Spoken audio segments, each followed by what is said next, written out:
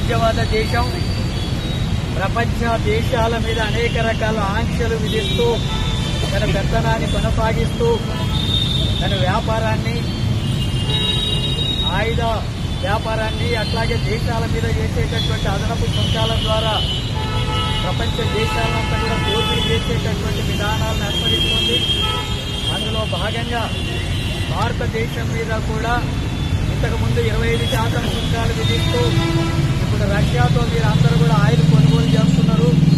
దానివల్ల ఉక్రెయిన్ మీద రష్యా యుద్ధం కొనసాగిస్తుంది. అందుకనే మీరు ఆయిల్ కొనుగోలు రద్దు చేసుకోవాలా, కొనుగోలు చేయకూడదని చెప్పి ఆంక్షలు విధిస్తుంది.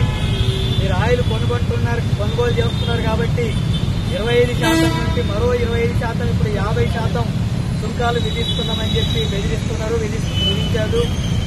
అట్లాగే మేము సుంకాలు అదనంగా పెంచామనే పేరుతో మీరు అమెరికా దేశం నుంచి దిగుమతి అయ్యేటటువంటి వస్తువులకు వాటికి మీరు సుంకాలు విధిస్తే మేము ఇంకా అంతకంటే అదనంగా విధిస్తామని చెప్పి బెదిరిస్తున్నారు.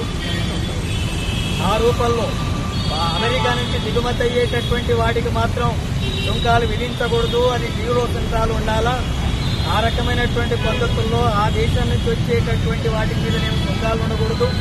మన దేశం నుంచి ఎగుమతి అయ్యేటటువంటి వాటి మీద మాత్రం ఇష్టానుసారంగా సుంకాలు విధిస్తూ ఈ దేశ సంపదను దోపిడీ చేయడానికి అమెరికా వ్యవహరిస్తుంది. ట్రంప్ ఆ రకంగా వ్యవహరిస్తున్నాడు.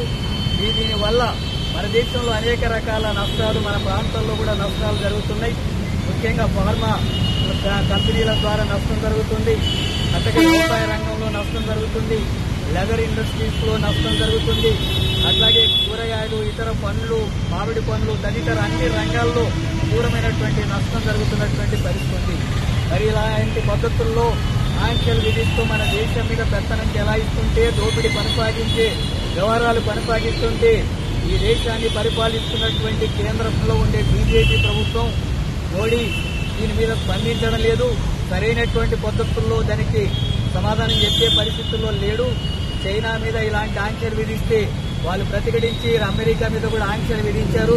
వాళ్ళు కూడా అదనపు సుంకాలు విధించారు. అట్లాగే చిన్న దేశాలు కూడా ఆ రకంగా స్పందిస్తున్నాయి. కానీ 140 కోట్ల మందికి పైగా జనాభా ఉన్నటువంటి భారతదేశం అమెరికా యొక్క పెత్తనం కింద లొంగిపోయేటటువంటి వైఖరి బీజేపీ కేంద్ర ప్రభుత్వం వ్యవహరిస్తుంది. సుంకాలు విధిస్తున్నటువంటి దాని మీద సరైనటువంటి స్పందన లేదు. అట్లాగే ఆ ప్రభుత్వం వ్యవహరిస్తున్నటువంటి, అమెరికా వ్యవహరిస్తున్నటువంటి వ్యవహారాల మీద కూడా ఎలాంటి పద్ధతుల్లో ప్రతిఘటన లేనటువంటి పద్ధతుల్లో కేంద్ర ప్రభుత్వం వ్యవహరిస్తుంది. దీనివల్ల దేశానికి అవమానకరమైనటువంటి విషయం, దేశ సంపదకు నష్టం. ఈ రకంగా సామ్రాజ్యవాద దేశం లొంగిపోతే అది ఒకనాడు స్వాతంత్ర్యం కోసం బ్రిటిష్ సామ్రాజ్యవాదానికి వ్యతిరేకంగా పోరాడిన చరిత్ర కలిగినటువంటి భారతదేశం ఇప్పుడు అమెరికా సామ్రాజ్యవాదానికి లొంగిపోయేటటువంటి ధోరణితో వ్యవహరించి దేశ ప్రజల యొక్క సార్వభౌమ అధికారాన్ని దెబ్బతీసేటటువంటి వైఖరిని బీజేపీ కేంద్ర ప్రభుత్వం, మోడీ ప్రధానమంత్రి అవలంబిస్తున్నాడు. దీన్ని నిరసిస్తూ ఈరోజు సిపిఎం పార్టీ ఆధ్వర్యంలో ఈ నిరసన కార్యక్రమాన్ని నిర్వహిస్తున్నాం. ఈ కార్యక్రమానికి హాజరైనటువంటి సిపిఎం పార్టీ పోలిట్ బ్యూరో సభ్యులు పివి